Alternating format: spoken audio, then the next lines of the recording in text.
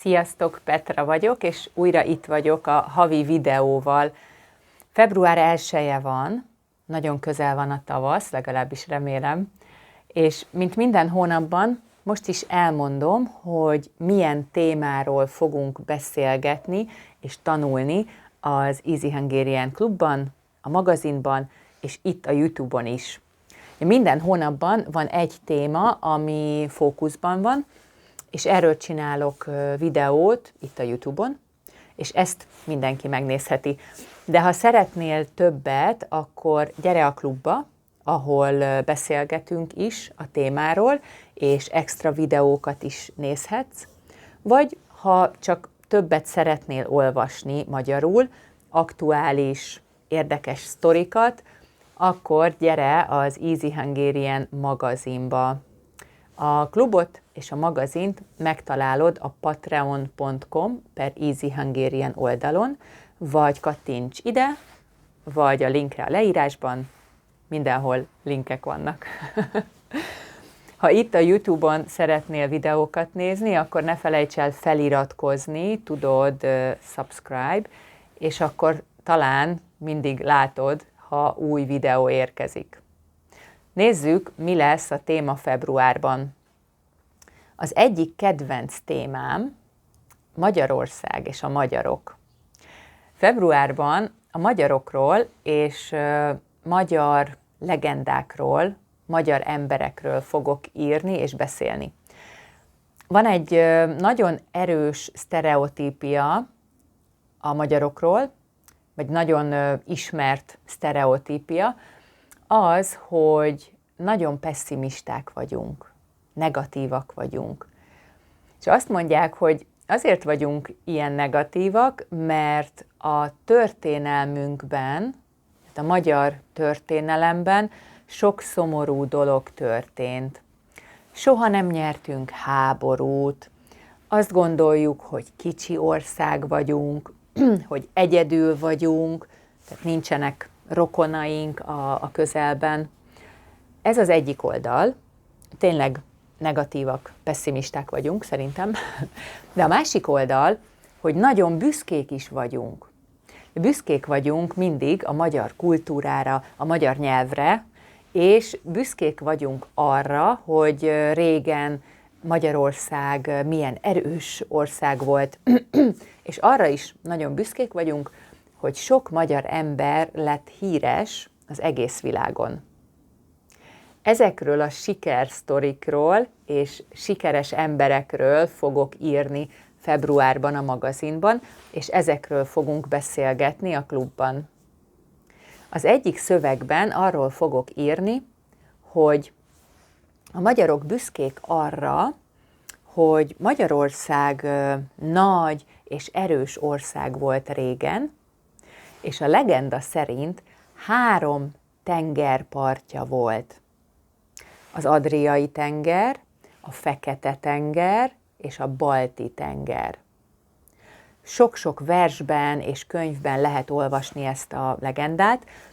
Nagyon népszerű, tényleg mindenki ismeri, nagyon büszkék vagyunk rá, hogy 3 tengerünk volt, és ez egy nagyon régi legenda, mert a 14. századról beszélünk, amikor tényleg erős és hatalmas állam volt a magyar. Most arról fogok írni, hogy ez a népszerű legenda, ez tényleg igaz-e, vagy nem. Ha már a sikerekről beszélünk, akkor természetesen beszélnünk kell híres magyarokról is. A második szövegben róluk fogok írni.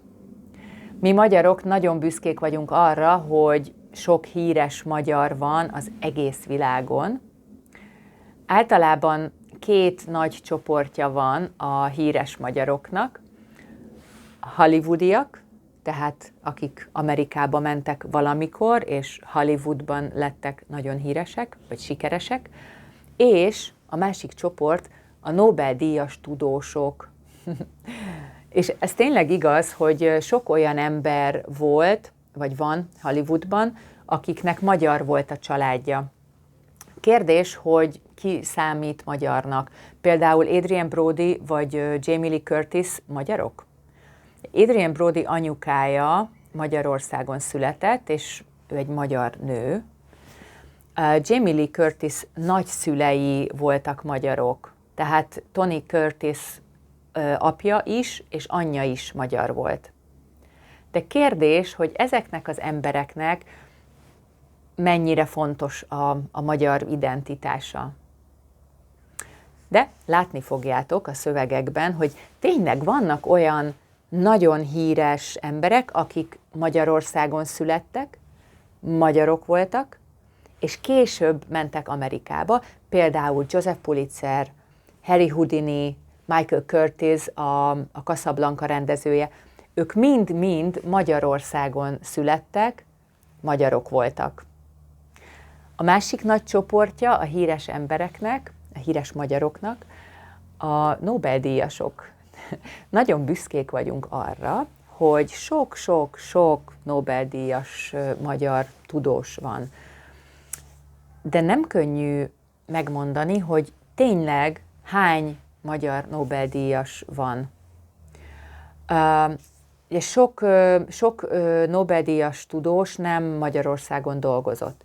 Tehát ha azt nézzük, hogy hány Nobel-díjas tudós van, akinek van valamilyen magyar gyökere, valamilyen magyarországi kapcsolata, akkor 17 Nobel-díjas magyar tudós van.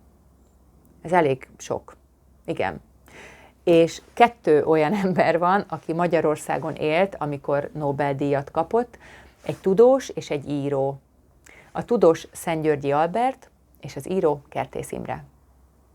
A harmadik téma februárban egy fotós története, egy fiatal fotósról fogok írni, úgy hívják, hogy Máté Bence, talán ismeritek. Bence nagyon fiatal, még nincs 40 éves, majdnem 40 éves, és nagyon tehetséges természetfotós. Többször volt az év természetfotósa a BBC-nél, és természetesen Magyarországon is. Nem csak azért érdekes az ő története, az ő sztoria, mert szépen tud fotózni, és tehetséges. Nekem nagyon tetszik az is, hogy nagyon agilis, fantasztikus projektjei vannak, és mindig új dolgokat csinál. Tehát nem csak tehetséges, hanem az üzletben is nagyon sikeres, és azért sikeres, mert nagyon jó saját ötletei vannak, és ez nekem nagyon tetszik. Ezek lesznek tehát februárban a magazinban. Ha szeretnétek ezeket a szövegeket elolvasni, akkor gyertek és legyetek magazinolvasók. Ha a magazinba jöttök, akkor természetesen nem csak az új szövegeket tudjátok olvasni, hanem minden szöveget, a régi szövegeket is. Ez most szerintem több mint 100 szöveg. És tényleg sokféle témáról.